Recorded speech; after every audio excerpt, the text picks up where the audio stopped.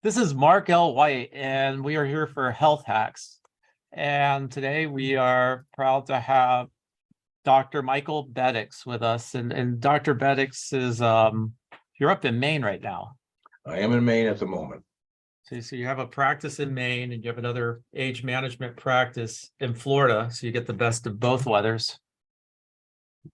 I think you mentioned this, it's almost warmer in Maine. We're in January, it's 49 degrees up there, huh? Isn't that crazy? Yeah. Right. So you've had a few age management practices, and you've been doing this for like decades, which, age management's a new topic, but how long have you been practicing age management? It's somewhere between 25 and 30 years I've been doing this.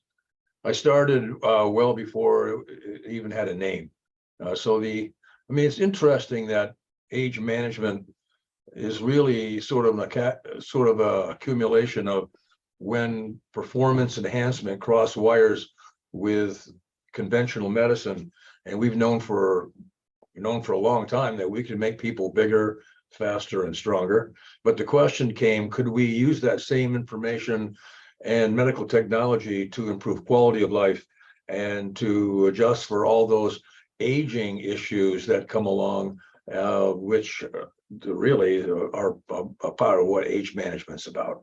So it's been a wonderful, dramatic ride, and it's also interesting to note how conventional medicine now has sort of embraced much of the stuff that guys like me have been doing for 3 decades, and now it's becoming started becoming to the acceptable realm. So it's kind of cool to see that.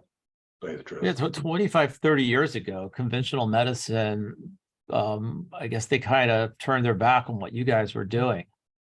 Well, it was and for good reason. It was a lot of the hormone replacement stuff was going on. It was done in the back of gyms and done with medicines that were harmful to people. Some of the early medicines in women's health made from horse's urine may have been good for horses, but it wasn't good for women. So we have learned a lot over the years about how to use these medications, these technologies in an efficient and safe way. And now you add to that bioidentical applications, regenerative medicine, stem cells, PRP. It's just the logarithmic progression of procedures and things that people now are wanting to have from medicine that conventional medicine just doesn't embrace at this point. So it's been fun. Yeah, and hormone optimization, I think when 25 years ago, I remember there was a big study that they talked about the link between female hormones and cancer, when Suzanne Summers took a lot of flack for it, and it kind of set the movement back a little bit. But these were not bioidentical hormones back then. These were just pharmaceutical. Suzanne had very little to do with that, although she was a proponent. Yeah, we've known that, for example, estrogen is really important in women's health, and for things that you might not even realize, like cardiovascular health, for example. But we also found out that the drug companies, in order to create some profitability, were creating hormones not in a bioidentical fashion. And so we're using things like Premarin, which was made from horse's urine. And we learned that if you use some of these products, it's detrimental to women's health. And 25 years ago, there was a famous study, and it set women's hormone therapy back about 20 years.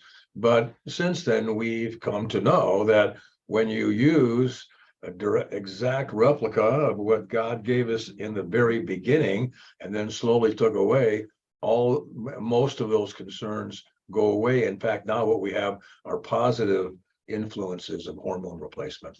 So, yeah, and with it's now pharmaceuticals, they can't patent it, so they took out the money making portion from big pharmaceuticals. But you now see age management doctors like yourself really getting into this. You saw a big push for a while in men's hormones, testosterone, and women's hormones were put on the back burner for a while.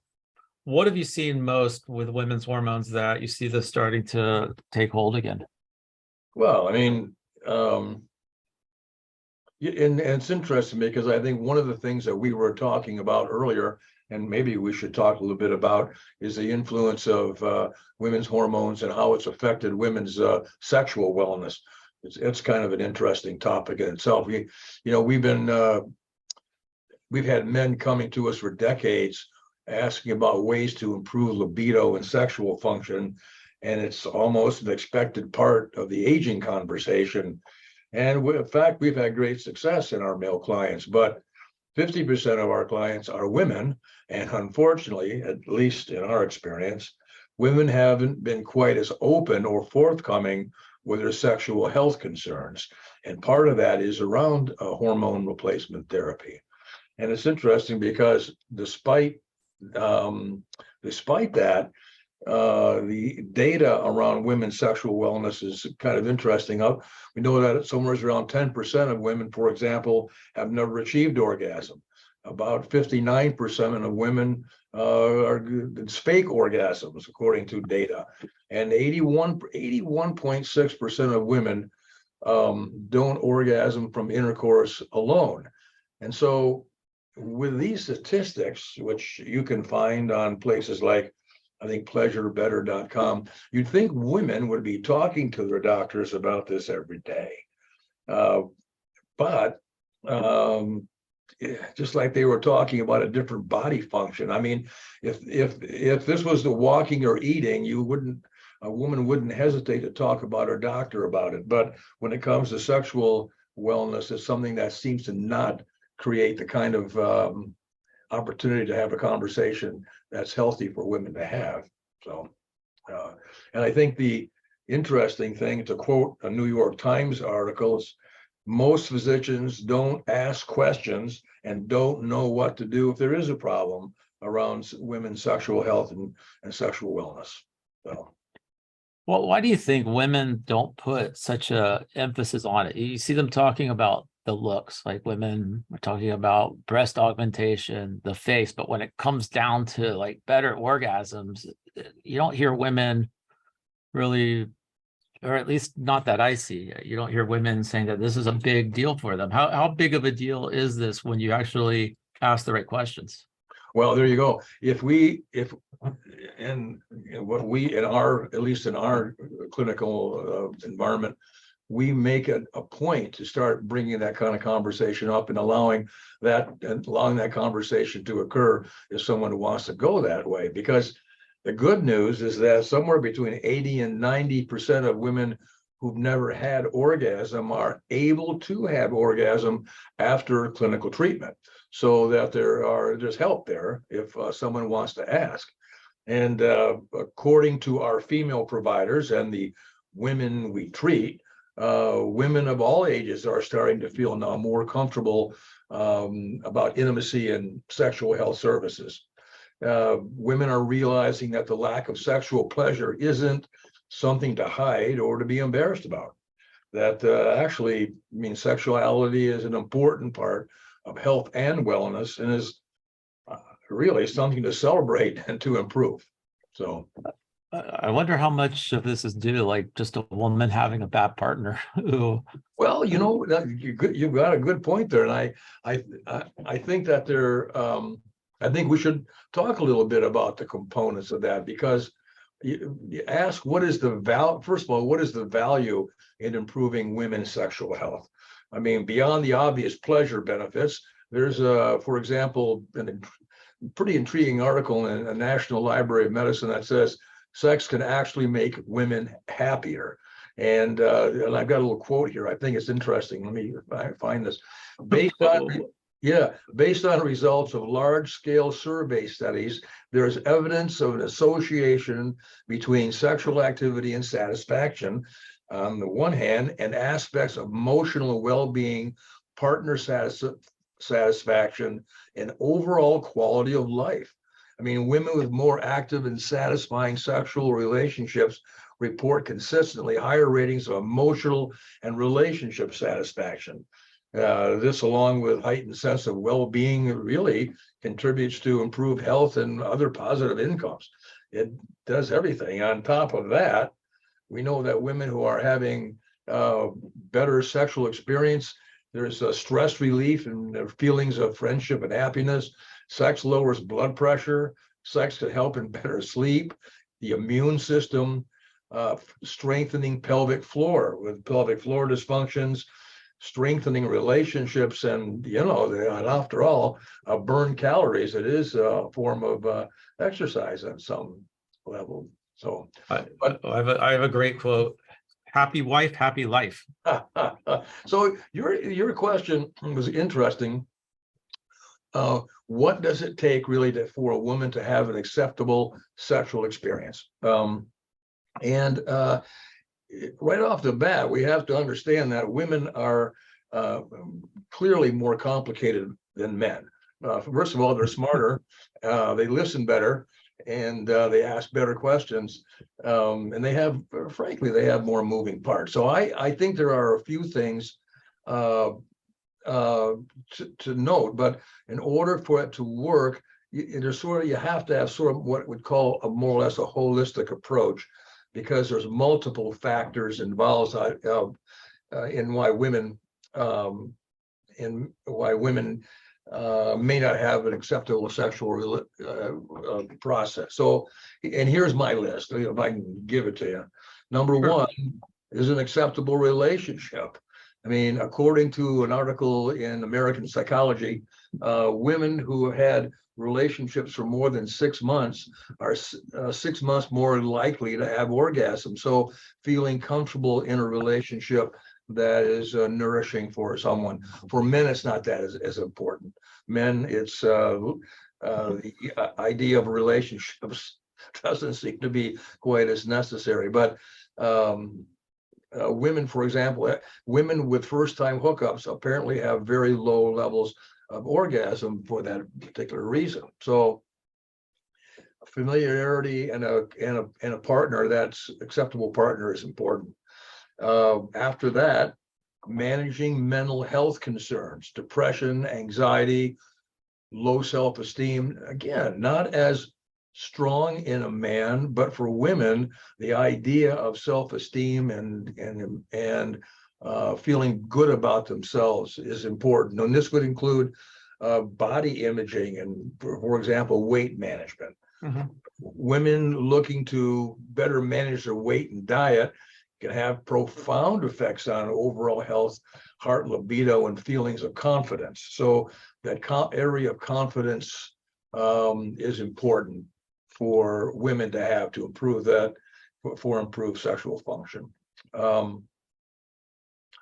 Another big one, control of certain prescription medications and various drugs, recreational and medical, including alcohol, which interfere with sexual function. There's a whole list of antidepressants and things that are normally given to people, to women, that can markedly reduce sexual function. And oftentimes many providers don't even think about it.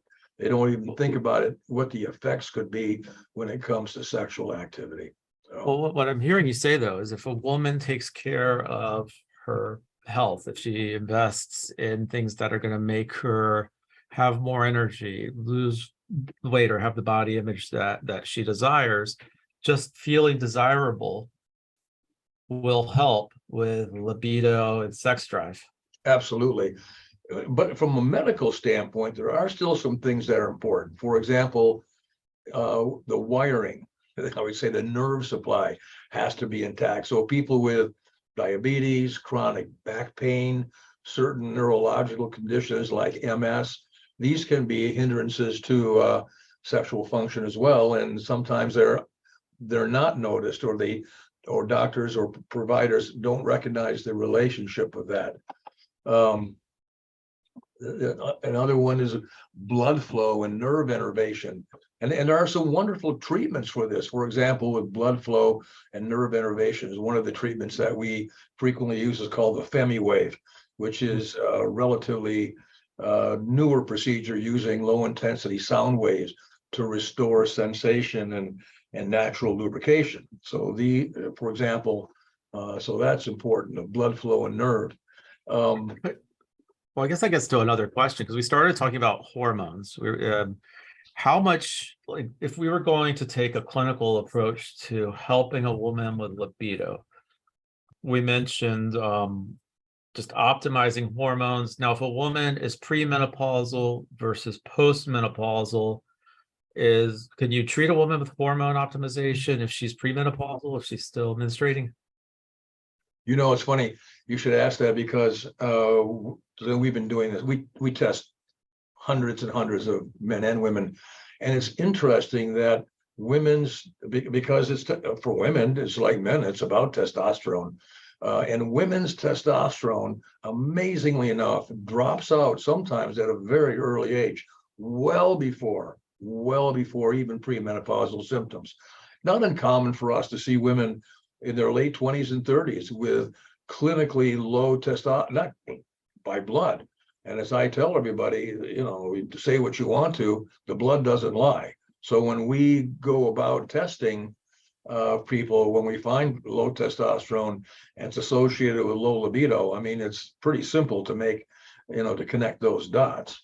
And in terms of HRT itself, there's the idea of vaginal integrity and lubrication, which here again is about estrogen, progesterone, testosterone given in proper balance. So if these hormones are out of balance, nothing good is going to happen in terms of maximizing sexual function. Okay, so step one, so we optimize hormone levels in her, optimize hormone levels in her partner and him, and you have a guy with high testosterone, a woman with optimal hormone levels.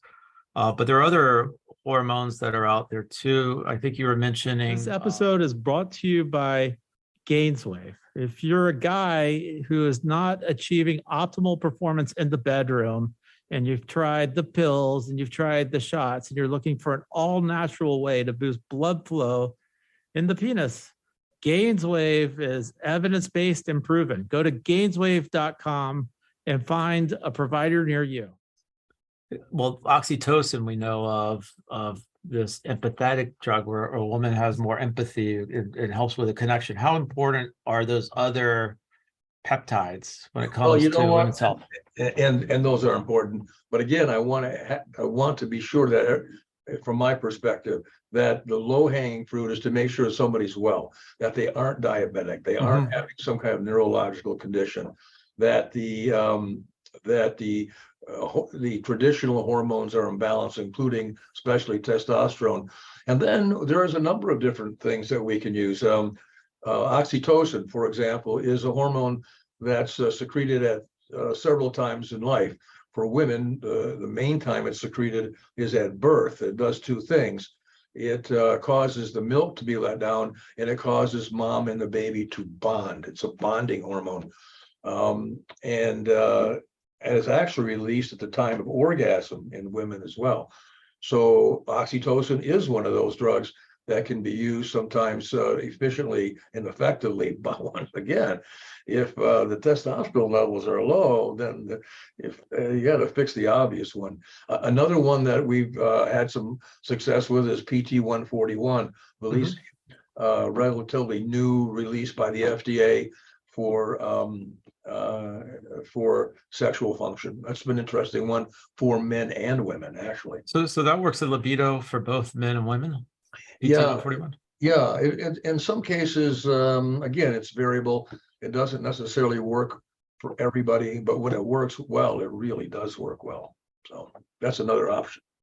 And now we also started to talk about the physiological issues when it comes down to blood flow. Yeah. And with FemiWave versus, I know there's O-Shot as well, where you're taking the blood, you're spending it, you're using a regenerative treatment, and you're doing this in conjunction with FemiWave, or is this usually an either-or approach? Yeah, see, the thing about women, again, is back to the holistic approach. Very uncommon for only one thing to work. Honestly, we do have to look at the whole gestalt of what's going on with a woman's body in general, so that, for example, the FemiWave, we'll oftentimes we'll make sure that testosterone is optimized. And then there are a number of things. You're referring to the PRP, the O shot, which is similar to the P shot. And the FemiWave has been a wonderful treatment to restore sensation and lubrication, and in some case help with urinary issues. There are other devices that we use on a regular basis, an Emcella, a Vivive. These are other machines that cause stimulation to the pelvic floor or to tighten and enhance vaginal integrity as well. Because that's So Emcella's the chair that they sit on, and it's yeah. is that also acoustic wave, or is that No, that's not. That's a radio frequency, but it's treat pelvic floor dysfunction. All these work. Really, pelvic floor dysfunction is that laxity that occurs oftentimes after childbirth. And this becomes a real issue for a lot of women, especially when it starts to enter into the realm of urinary issues as well. So. Yeah, and I think that gets to another thing that you really hit upon is the complexity of women. You know, they give birth, they have the breakdown of the pelvic floor. You also hear about pain during intercourse, which probably is not going to help you achieve orgasm. You just want to get intercourse over with. Oh boy, that's true. And that pain can come from a number of reasons. One of the more common reasons is in the peri and menopausal woman. What happens when estrogen is basically acts to keep vaginal tissue healthy. So as estrogen decreases, then the vaginal tissue starts to thin, loses lubrication. And it's no matter what your testosterone levels are, if it hurts to have sex, it hurts to have sex. So there again, as you said, it's oftentimes number of treatments used simultaneously that causes women to have, to really take the ball over the goal line. So. When you're like in your experience, and you have a ton of this, do you usually see the women coming in themselves? Do you see a guy coming in, he gets himself optimized and he's like, you know what, my wife needs this? Do you see the woman coming in first and bringing her husband? Like, what's the dynamic to have a woman, like, with guys, it's easy. If a guy can't get an erection, he's out there the next day calling you up saying, doctor, fix me. If a woman can't achieve an orgasm, I don't know if her first thought is I better call the doctor and get in there. But so what drives this? Yeah, no, you're right. But I think more and more women are starting to recognize that there's a whole medical world out there designed to look at sexual wellness. But the one thing that you hit upon is really true. When we have a male or a female come in for treatment, we always have a conversation, and it starts out by, look, we're not looking necessarily for new clients, but here's our experience. When, not if, when we optimize your sexual interests and your libido and your energy, if we don't do something to your partner, there's going to be discord.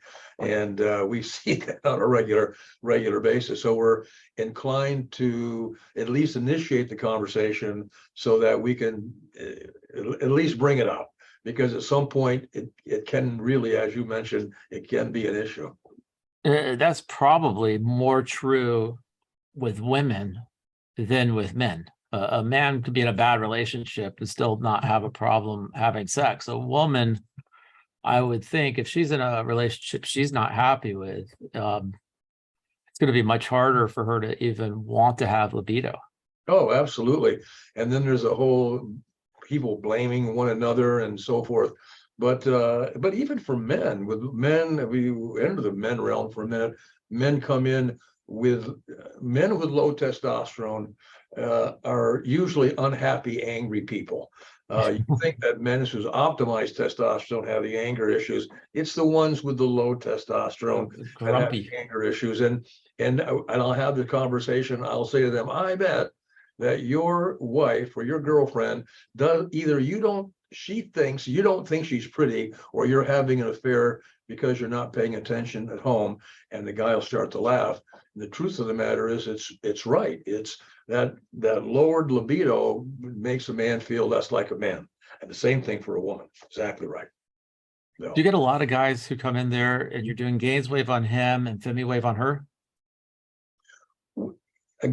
We have a number of tools in the tool belt, and we will explore which one is going to work best for couples. And yes, yes, we do. We will have both partners doing sometimes the same treatments. Absolutely. Well, how long does it take usually for you with women to get them to a point where they're telling you, hey, look, my libido is great, everything's fixed? Is it usually a 30-day, 60 days? Does it take a while? If the culprit, if the problem, because in my world, life is about problems and solutions. Identify the problem, provide a solution. If the problem is simply low testosterone, like the vaginals, everything's intact and so forth, for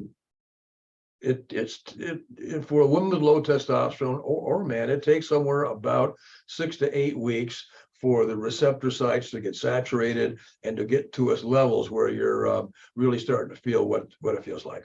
So we tell them about 6 to 8 weeks.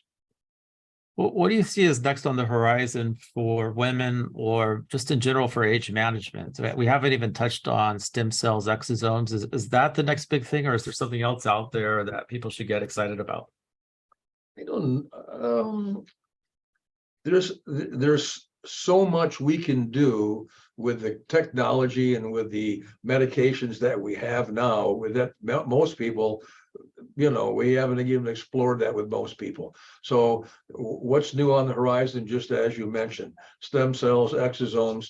But again, there's the cake, then there's the frosting on the cake, then there's the sprinkles on the frosting on the cake.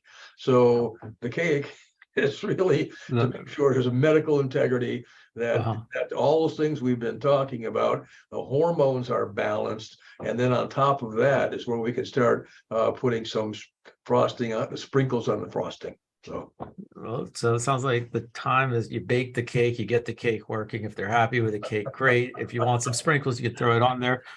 And it all comes down to optimal hormones. How often should women be getting followed up on hormones? How often do you look at them? Well, first of all, we encourage women to ask the questions. And it's funny, I have this slide that I show. It's called Menopause, the Masquerader. And the question is, how, for a woman, in the last 2 years or year, how often have you gone to your provider and asked about depression, about weight, about sex, about energy, about all these things that hormones make better? And yet, do they test hormones? The answer is oftentimes, unfortunately, no. So getting tested, asking those questions, getting tested, and if there is imbalance, getting treated. Once we identify the imbalances and start treatment, we generally can impact very quickly. For example, a woman coming in obvious hormone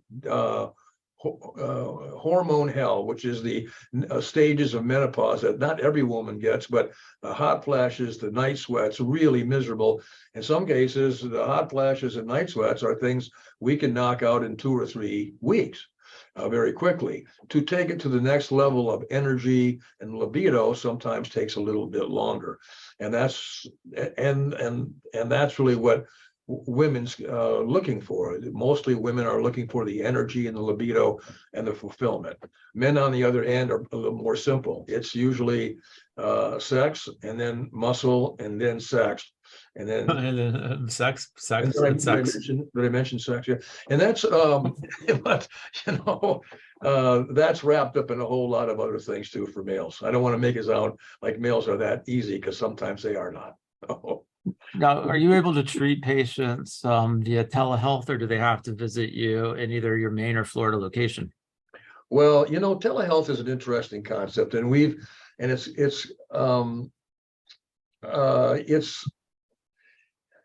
it's becoming, I think it's become more widespread, but I think it's been becoming misused as well. I'm a little old-fashioned. When we see clients, what we like doing is we like doing our own physical exams. And we do, for example, on men, we do some things that nobody does anymore. For you, Mark, when's the last time you went to your doctor and had a breast exam? Ever? You ever had a breast? No. Breast cancer is not rare. I mean, it's not common in men. And I'm not necessarily the brightest guy in the world, but I know exactly what you find when you don't look. So that's a hard thing to do by telehealth. But once we have somebody in a queue, then managing medications by telehealth is an easy thing to do. So we're pretty strongly in favor of direct contact with our clients whenever we can, for the most part. And we offer a pretty comprehensive suite of women's and men's services, including regaining the confidence, including testosterone for women, bladder control, pelvic floor dysfunction, improving vaginal sensations, and weight. I mean, some of the new technology in weight management is just incredible. The new semaglutides, for example. Yes, that's amazing. And Yeah. I read somewhere where Eli Lilly, that they're projecting that to be a $25 billion a year drug. Oh yeah, yeah. I hate to see it get to the point where it's that much in front of the FDA, because they tend to be not like to see the compounding pharmacies get ahead of big pharma. That's a problem. It's always been. And just briefly, how does the semaglutide work? Does it work by curbing your appetite? Yeah, it's an interesting medication. It basically, I mean, the easiest way to describe it, it interferes with the connection between your brain and your gut, so that you just don't feel hungry. It just takes away it was known to do that for many years.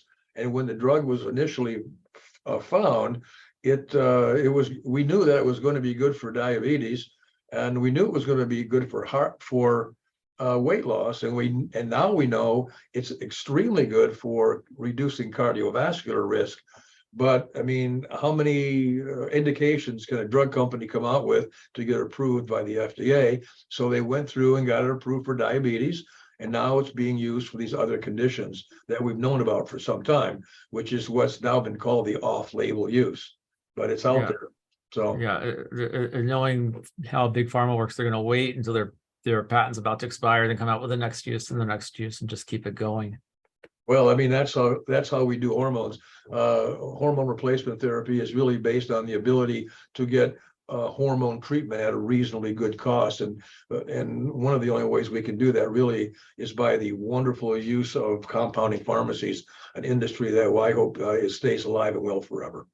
And then on the hormones, and this will be, I do appreciate your time, but when it comes to the types of female hormones, what's the best way to deliver it? I've seen pellets, I've seen creams, I've seen injections. Do you have a go-to method, or is it really just depend on what the woman desires? Our practice, and most practices who do what we do, the good ones, are all about men's choice.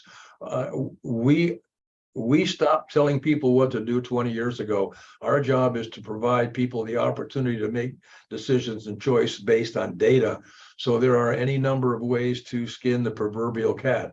There are pellets, there are injections, there are creams, there are ointments, and a lot of it has to do with one's preference, because in our world, everybody is a one-off. And though we may use the same medications over and over again, the administration methods and doses are all individualized, and there's no other way to do it. It's not a one-size-fit-all medical conundrum. So I love what you're doing, and if anybody's listening to this and they want to get in contact with you, best way is through your website, agemanagementcenter.com.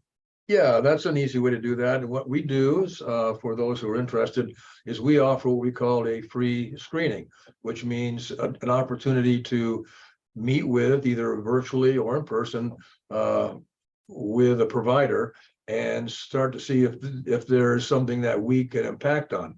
We'd like to do that because I'm not sure we can help everybody. And so we have an opportunity for someone to see what we're doing and ask a bunch of questions. And then if it feels like there's a fit, then we'll take the next step. But I think that free screening is something that many people have taken advantage of, and it's worked well for us and for our clients. Excellent. I really appreciate your time, Dr. Bedecs. Thank you so much. Mark, thank you. It's been wonderful having an opportunity to chat with you like this. It's been fun.